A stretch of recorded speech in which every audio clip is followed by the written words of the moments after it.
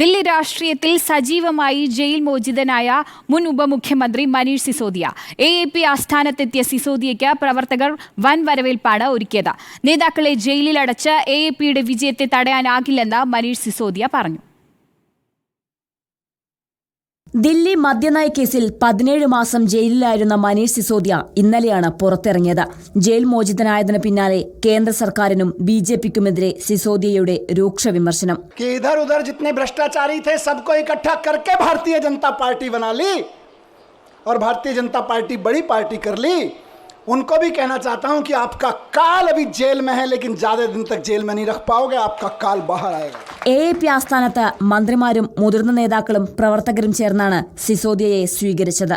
ദില്ലിയിലെ ഹനുമാൻ ക്ഷേത്രവും രാജ്ഘട്ടും സിസോദിയ സന്ദർശിച്ചു. മുഖ്യമന്ത്രി അരവിന്ദ് കെജ്രിവാൾ ജയിലിൽ തുടരുന്നതിനിടെ സിസോദിയ പുറത്തെത്തിയത് പാർട്ടിക്ക് വലിയ ആശ്വാസമാണ്. അതേസമയം സിസോദിയ ഉടൻ മന്ത്രിസഭയിലേക്ക് തിരികെ എത്തില്ലെന്നാണ് സൂചന. റിപ്പോർട്ടർ, ദില്ലി.